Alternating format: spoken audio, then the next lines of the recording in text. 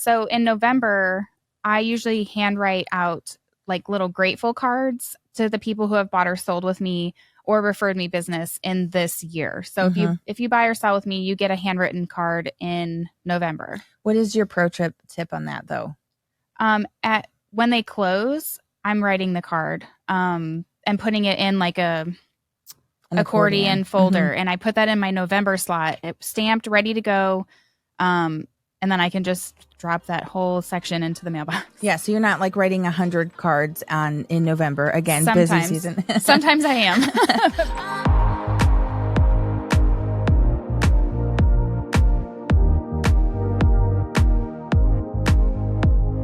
Hey, welcome back to Realestatable, your go-to podcast for raw, real, and relevant information in the real estate world.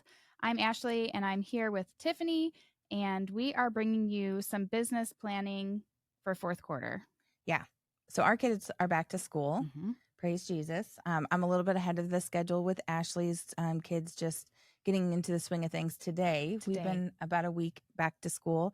And I feel like this summertime, I definitely had the opportunity to be more intentional with time and focus with my kids. I don't know if anyone else is feeling like that. I know Ashlee spent plenty of time by the pool. Yes. Plenty of time learning that you can work very efficiently sitting by the pool. Or not so efficiently. Either way. Literally, that's really the theme of today. We want to talk to you today about, getting into the swing of things. I know that summer brings a welcome routine back into our household, even though it is busier. Definitely, we have more moving pieces. Schedules are a little bit harder to manage, but I do think that it has the effect where we have to be way more intentional with our time during those school hour windows, nights and weekends being filled with kids' sports and activities. And so just want to talk today about how are we setting that up? What does fourth quarter look like? How are we setting up success to kick the year off with a bang? All right. At the end of the year. Let's dive into it. Okay, so on that note, day one of back to school, day one to creating a routine for you, whether or not you have kids, whether or not you have, kiddos that have after school activities, etc. I think this is a call to challenge everyone to really be intentional, kicking off fourth quarter, really with making that your best quarter of 2023. I loved having my kids home for summer, but I'm so happy that they're back in school because I just feel like I feel like a new person. I really do. I told that to Mark. No judgment zone here. Told that to Mark yesterday, and he died laughing. But I'm like, I really do. I love my kids, but I'm ready for the routine. I'm ready to get back in my business and not just staying afloat. But I think for me, I'm going to be focusing on a lot of different things. I feel like my time has gotten freed up a little bit. So I am starting with focusing on education. Mm-hmm. Yep.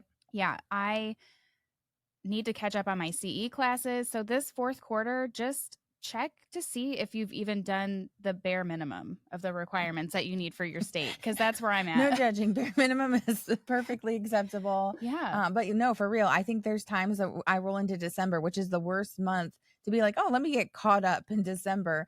And go, wait, in order, this is a December 31st deadline and we're dual licensed in 2 different states. So you have kind of like a cross-eyed approach to what's required here and there. And do they actually cross-reference? So yeah, definitely we're in, the end of August. You have essentially a couple months left, checking that out and seeing and not waiting to the last minute. I have to do CE every December. So my goal this year is to be done by November. My goal is to not be sitting on New Year's Eve and the CE shop doing, before midnight deadline kind of thing. I've been doing that the past couple of years. It's not fun. Yeah, it isn't. But for us, referencing the two states, that does definitely present a challenge, but really it doesn't matter. Even if there wasn't 2 states, it's that's back of mind when you're in the hustle and bustle of everything. But yeah. Definitely marking that down for one of mine as well. And I think too, you and I focus a lot on going to conferences. Mm-hmm. So it's not like we're not educating ourselves. I feel like it's just harder to go to our association and take a class, or it's less motivating to have to do that and sit in front of a computer or sit in a class when you can go to a conference and like get energized and feel like excited about learning the new things and the new technologies and programs. And but yeah, we have conferences coming up, and I think that's where we're going to kind of Well, head into I next. think that like for us, like doing the conferences versus doing local CE or on the computer, for me, when I'm going to different things like that, retracting away from the ability to be with clients. So if I'm in town, even if I'm Mm. at home, I have the ability to jump to, a showing appointment, a new listing appointment, etc. Which, okay, great. That should be your flexibility. But with that, I feel like you get something different out of conferences or conventions, that you are removing yourself from the day to day where there's not an option. You have to be intentional about who's covering you. It puts a different energy into what you're able to learn and focus on.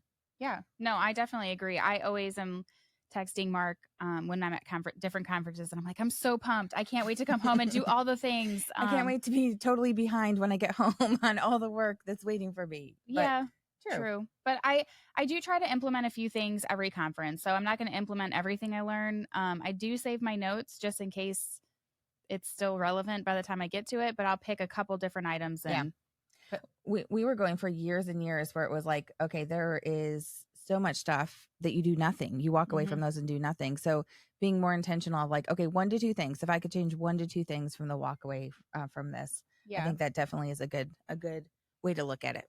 Yeah. So, okay, a couple conferences that we have coming up. Right here in Nashville, we have the Jared James Advance, which we've been going to that for what, 5 years? I think 4? we would go to it even if it was in our backyard. That's one of Yeah. the really good ones. I think since he's been in Nashville, we've been going to it 4 years, 5 years, Yeah. somewhere in there. If you haven't checked that one out, it's a really good one. He talks a lot about, gosh, you learn so much there as far as like working a CRM, social media, I come Well, home with a notebook of notes usually, and I've been going, it's not always the same message. I think too, the other thing I love about Jared James, because that is one of my top 2 to 3 that I every year make sure I make a commitment to. The cool thing with Jared James, okay, great. He's a great speaker. He has really good, tips, tricks relevant for this market that you're in. He's helped overcome challenges in the past couple of years that you wouldn't think his kind of real approach to that. But the thing that I do love about him is that the speakers have that real and relevant approach as well. So, we go to our national convention with our company, and you can tell they're paid speakers. And I'm not saying that Jared doesn't pay his speakers or don't, but it's almost like it's the speakers that is their job. It's like the CE teachers that you go, to your association or online, etc. Those people are speakers. These people that are at the advanced convention, to me, different approach. They're in the trenches with us. They're doing their business day in and day out, and they're just an overabundance of knowledge to be able to share that with those that are in attendance. So that's the difference for me, where I feel, man, I can totally relate to this. This is totally doable. This isn't a salesy kind of pitch that's being sold to me. That's the 2 day kind of vibes that we get with that. Yeah. I guess I didn't think about it like that because they are literally still in the day to day Mm-hmm. talking about the struggles, that the same stuff that we're going through, and kind of how to overcome different items. Yeah, and some of them are his coaches, like in his coaching program, but not all of them. But I would say all of them are working their business and just sharing their overflow of knowledge with us. So that's I would say 1 to 2, number 1 to number 2 thing that we do every year, Jared James Advance. Still have tickets available for that. And if you're planning on going to that, let us know, because we'd love to connect while you're there. Yeah. Yep, yep. So the other thing we're super excited about, right around the corner, we're trying something new. We're going to a conference called Explosion, and that's specific. Well, not specific, but it's being hosted at one of the Berkshire Hathaway offices in Omaha, Nebraska.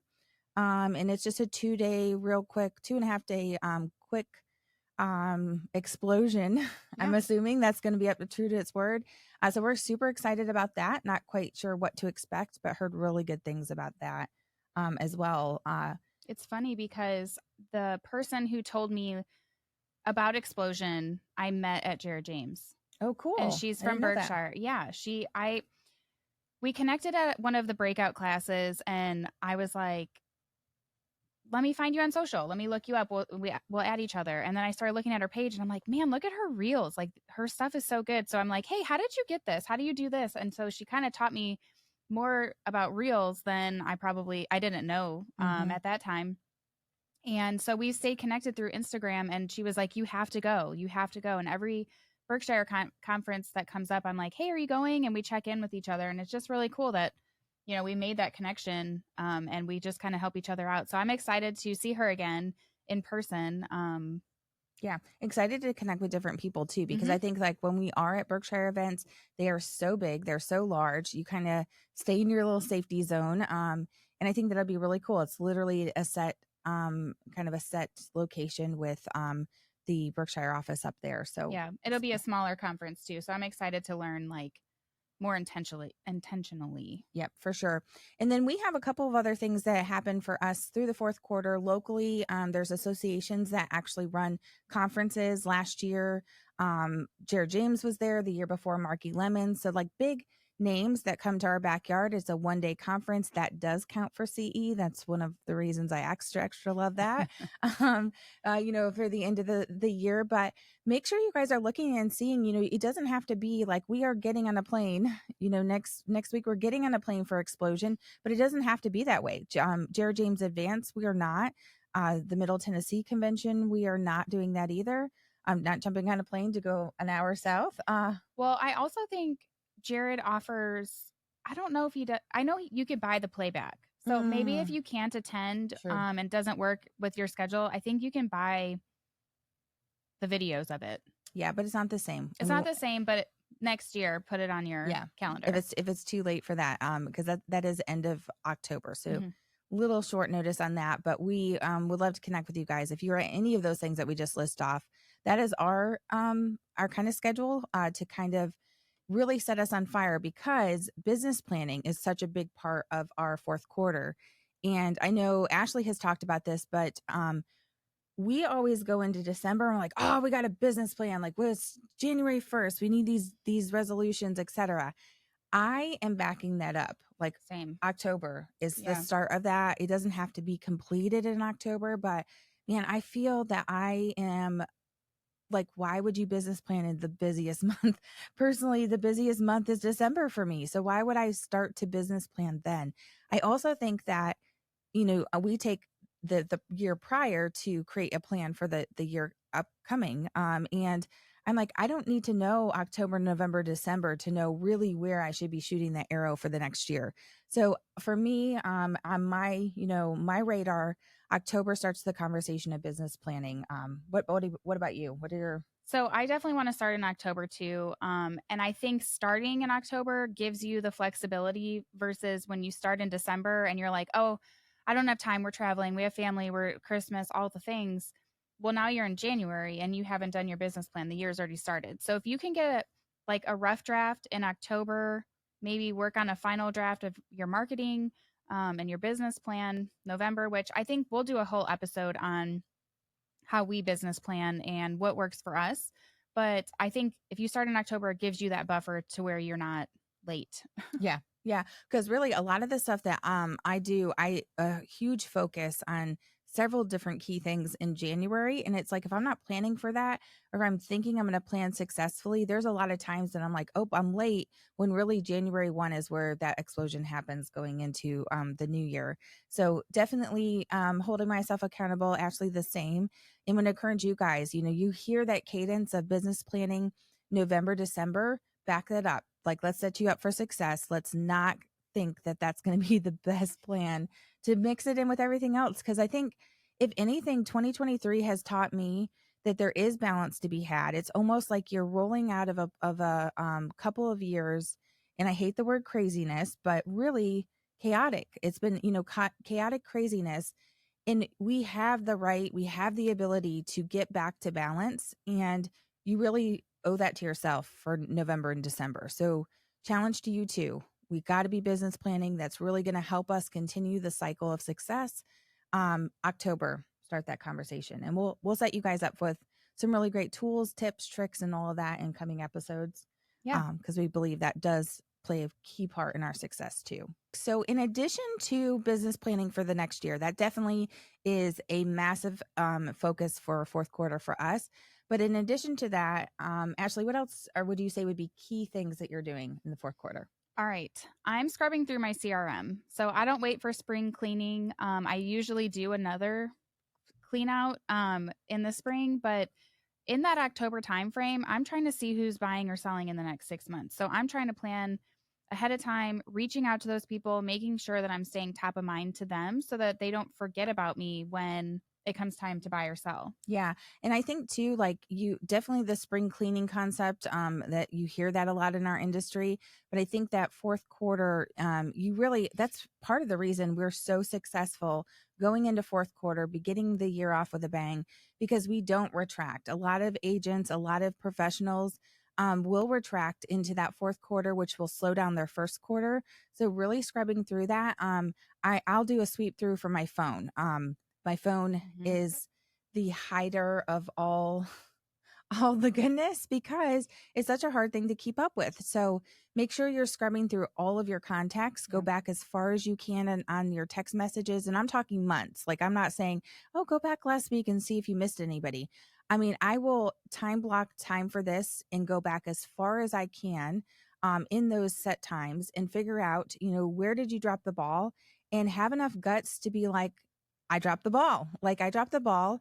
I know I said I was going to stay in contact with you, but I see that you're considering a move at the end of the year and I'm here to help. What can I do to help and fill Mhm. in the gaps? But yeah, I think that scrub through is not just your system, not just your spreadsheet, but where are those people hiding and Mhm. where have you dropped the ball in getting them into your systems over the last, 6 months? The other thing too I'm checking for is making sure that the people in my CRM are getting the drip campaigns. So dependent on if they're going to be buying, they're getting a set of informative emails, or if they're selling, they're getting a seller side email drip. Yeah, that is it. It's categorized correctly, especially for Yeah. those people that are out of state too, that may have moved. Needing to update addresses and things like that, but also needing to categorize them differently. If they were a seller for you, okay, now where they are in the stage of life because you haven't moved them along based off of action that you did with them with real estate. So still staying relevant and top of mind with them too. That's a really good point. An easy tip, if you don't know where they're living now, you don't have their address, just say you're getting your Christmas cards ready and that you need their current address so that you can be sure that they get one. Yes, that's like top tip. That's the Yeah. that is the sly way of The only saying thing is, though, you actually have to send them a card. If they don't get the card, they're going to be like, what the heck? what the heck, you dang liar. All I'm getting is marketing from you. But that is a really good point too, especially if you're going to handwrite Christmas cards. We're going to talk about kind of pop buys and different things that we're doing here in just a few minutes, but making sure that you guys are being intentional on that because if you're handwriting them, those should be starting sooner than later. Yeah. So in November, I usually handwrite out like little grateful cards to the people who have bought or sold with me or referred me business in this year. So Hmm. if you buy or sell with me, you get a handwritten card in November. What is your pro trip tip on that though? At when they close, I'm writing the card and putting it in like a An accordion. accordion folder, and I put that in my November slot, stamped, ready to go.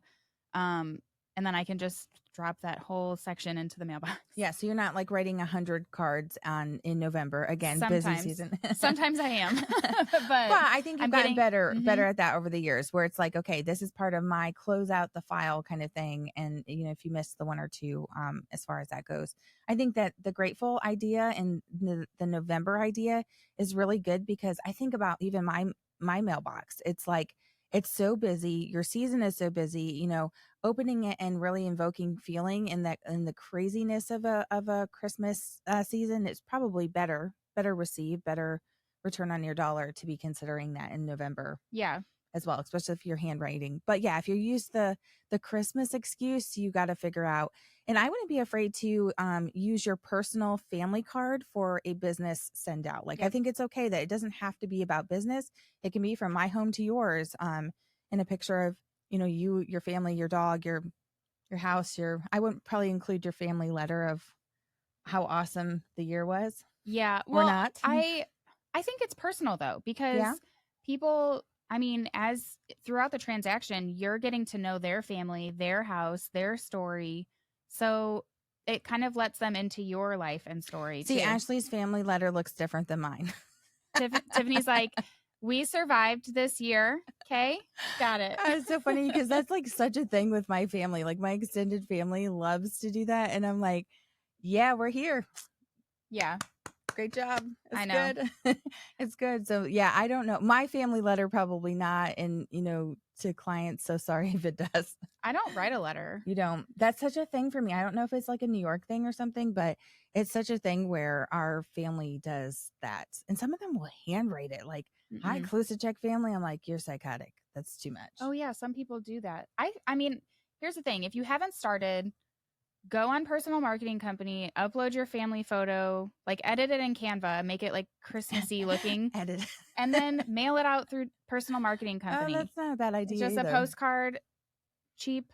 And can we edit on Canva? Can we edit like 50 pounds off of most of the pictures? That would be Photoshop. Okay. Mental note, I need to make an investment in that before Christmas. I need to actually get family photos. You just had family photos. They were awesome. And we have failed on that. We have not Yeah. done family photos for all the reasons that are not good enough. But yeah, I agree with you. What else are you doing as far as like pop buys, marketing, etc.? So you talked about the grateful cards, Christmas cards, which you're suggesting sending out and creating through the personal marketing company. Did not think about that, stealing that idea. Yeah. But actual pop buys, what does that look like for you? So I have Halloween coming up. Last year in the Target dollar spot, I bought on clearance a bunch of Halloween koozies. So I'm going to be using that with like a haunted house box. What's the website for that? It's Carentology. She's awesome. Karen. Carentology. We have stolen that tip from selling the suburbs, and she has these Halloween boxes that are so cool. They're going to be awesome, and we'll definitely share those with you. But right now, the pre-sale is happening for that. So Carentology.com. Okay. Order you some of those boxes because they really are great. It's going to be, I'll probably put some like paper shreds in the bottom, maybe some candy, the koozie, our invite to trunk or treat. I don't know. I haven't. I feel like that's really in the sweet time of the Halloween. I think that that's a really good. I've been struggling with, okay, what do I do to not add more candy to the plate with that? Mhm. And those are bigger boxes too, but you could easily do like there's different candy cartons, etc. You could do like a little haunted house with that. Well, you sent pictures from Sam's Club of like Oh yeah, the that's right. Halloween themed popcorn and different Pretzels, cheese balls, all of that stuff. Yeah, and the price per unit for Sam's Club, I don't know if you guys have one close to you, but you can order online too. The price per unit was like pennies, Yeah. honestly pennies, and you could stuff some of those into there too. We've done years past too where we have done silly pint tumblers or just cups in general. We've boozed our clients. That has been a raving thing where we've done little mini bottles of booze.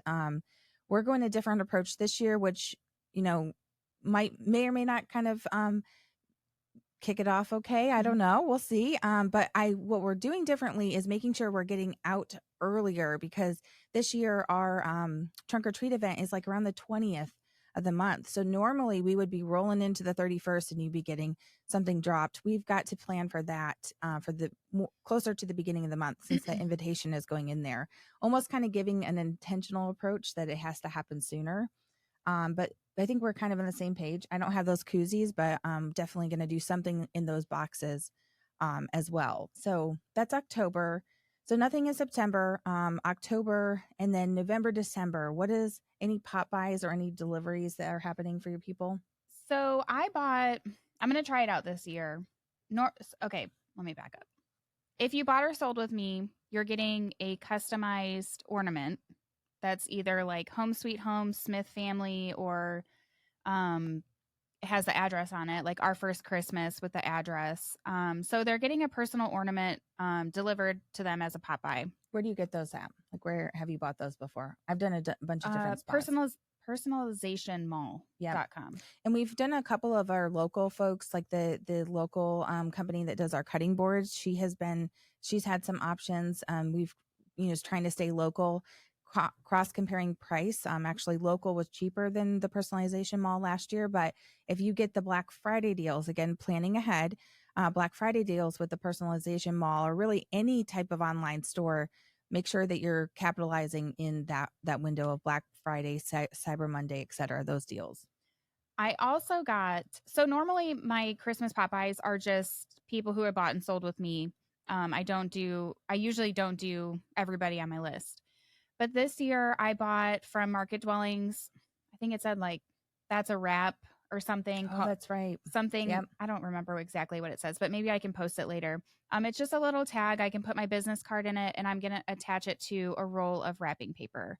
So for next year, I'll be buying Christmas paper on clearance. This Hmm. year, I'll probably just bite the bullet and um, buy it. Well, I think though, if you go to like Pop Shelf or Target, the dollar spot has the shorter ones that you're Hmm. not, hauling around big rolls of wrapping paper. Those are a dollar there. Dollar Tree is $1.25. So if you think about cost analysis of what Popeyes normally cost, I think that even at full price, a smaller roll of wrapping paper with your Market Dwellings, it was like, that's a wrap on the year. Thanks for, helping with my success.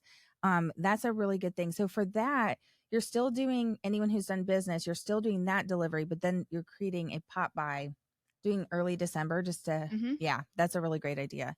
Didn't think about that. And Market Dwellings, for the Halloween boxes, I'm adding a Market Dwellings to it. It's funny Yeah. because we've always been like customized cards and marketing and all the things. And it's like simple, easy, cute, Yeah. Well, new theme. it's different. And I also think Market Dwellings is so affordable Yeah. that the cost of printing like by the time you pay for the custom marketing and then pay for Vistaprint to order it, it's almost just more expensive to do it that way right now. Well, and too, they get a business card Hmm. from that. So we do a pre-listing door drop, and I get to the listing appointment, and the business card from that Market Dwellings card, she had it all laminated with her like professional binder and all things. I was like, oh boy, okay, you are got it together. But she did, and she was awesome, being awesome to work with, experienced seller. But having that business card, it's not like you're having to do a card, like an actual tag card, and find a way to put a business card in there. So I do like that. That's Yeah. something we didn't think about before. Another thing too, around the Christmas time, we will mail a New Year's card, and that's when I put my calendar in there. And I just thought of that because at my listing photos yesterday, they had my calendar on the Yes. fridge, and I was like, oh, and it was to the right month. Like sometimes you go in the Oh, yeah. house and it's like, 2022. yeah, like not the same year or month. And I'm like, man, did they use this? I don't know, but it looks like it. Well, I always think of my grandma's house when I think about those calendars. I'm like, yeah, this is not relevant. And then constantly we see clients who have them on. So year after year, we're like, we have to do this. It seems so silly to do calendars for the new year, but we will continue to do that. I Yeah. don't know, probably more than half of our clients, we see those on the refrigerators for sure. So that brings me to that thought too, is that as you're going into fourth quarter and we're talking about business planning for 2024, you guys need to be thinking about January. And if you're thinking about New Year's, that is a fourth quarter planning thing. So for us, it's exactly what Ashlee just described. It is a card, an actual printed card that has, Happy New Year. It's all about business. Don't be afraid to get into business when it comes for the new year. And we do the calendars that I don't do the personalized ones. I stick the business card onto it. I think the Same. cost savings on that, it doesn't matter. Well, and even if you're new in the business, send that out to a neighborhood that you want listings in. Mm. So your farming neighborhood, send out, I mean, I don't off the top of my head know how much the calendars are, but They're about 40 cents a piece, 40 to 50 cents a piece, like Magnets USA, Markful has them, mhm. like different websites, all kinds of places. Yeah, but that's a good farming tool because it's inexpensive and you just throw it in the mail. Yeah. And we've done too, looking at that kind of approach with it. Note card or not note cards, but notepads are another option where it's like you could buy those and have them any time of the year too. So it doesn't have to be the calendars, but be planning about around what you're planning to do for New Year's, because we have those all pre-done, and they should be something that's getting dropped in the mail on the first, really the second. Um, but with the busyness of the holidays, are you doing that on December 29th? Probably not. So plan ahead for New Year's as well. So I feel like I'm super pumped about a lot of what's happening for client marketing. I feel like it's a Yeah. really good easy time to be coming up with creative ideas. But let us know what you're doing. What is something that, we might all learn and grow from together? We'd love to see what you've done over the years, um, and see what's working for sure. Yeah. The last things that we're doing for fourth quarter are the two community events. So we have Trunk or Treat coming up in October, like Tiffany said. And then we're also doing, if you listen to our community event episode, we talked about doing the movie theater, renting that out, playing Polar Express, having Santa. So we do open that up to our clients and the community. And she's forgetting, which we forget about every single year, the pies. We are doing the Oh, we're doing the pies this pies. year. Yeah. Yes. I have an email scheduled to me and literally roadmap exactly what we need to do. I don't know when it's 60 days ahead of time. So But 60 days literally, we prior. are so reactive about these darn pies, which I think we got serious about this maybe 3 years ago when Jen at the Advance sat down and I was like, we've got to do this. She did a class about something. And in that, she talked about her pies and how much the rate of return was that for her. And every single year, we're like 2 weeks before Thanksgiving. Oh, are we going to do pies? So we're setting it up for success Yeah, this year. not in 2023. We are doing it. I have the email and literally step-by-step instructions on what we need to do to make it successful. But I guess you're right. Sorry, 2 community events. You're right. That is a Yeah. client appreciation. Sorry. Any chance I get with Ashlee, I'm like, wrong. You're wrong. Yeah, literally. Literally any chance I can. It's a bad habit of mine. So sorry. She's right. 2 community events. Both we open up. We invite our clients to. But that would be the pies. We should do an episode just on the pies. Yeah. Extra accountability for you guys to be keeping us on track for that. So when that 60-day email comes out, we're going to learn together on what we're doing to actually implement. Maybe I should schedule it like a little bit earlier so we for sure record on it. I mean, we're basically almost 60 days out though at this point. Wrong. Yeah. I'm not good at math, so I have no idea. You guys got to see her face on the video. You go jump over to YouTube if you're not watching it. She's like mentally counting. And I'm like, that's wrong. It's wrong. But no, I think that just whatever you guys can do to make yourself organized into the fourth quarter, like seriously, I think our intentionality through the fourth quarter, we really just wrap up the year with a bang every year. It's never a drop off. It's never a dead season for us. Some years it's been our best quarter yet. But I really think that you guys have the ability to do the same thing. So encourage you to do so. Yeah. All right. Do you have anything else you want to talk on? That's a wrap. All right. We'll see you guys next time. All right. What an awesome episode. I feel super pumped now for fourth quarter and just business planning because I'm a super nerd. I like to plan. But I also I'm not a planner. Like if I can write it out and have a list and be like, okay, this is what I need to do step by step, I'm good. But as far as like planning events, that's her jam. Well, and I think too, like as I'm thinking through this, because I am super like I'm on a buzz right now trying to like kind of compact everything for fourth quarter into it. I think step away next couple of days, your to do. Let's write out what are those things, not how we're doing it, but what are we doing? So that way you guys can create a plan based off of all of the things. And don't be afraid if you have not done this, in years past, if you do not have, a kind of basis to figure it out, be okay with just implementing 1 or 2 things. But business planning is the non-negotiable. I will tell you, out of anything else that you're doing in fourth quarter, business planning non-negotiable. Second to that is probably a CRM scrub through. And I think that those are the 2 things that are not as fun.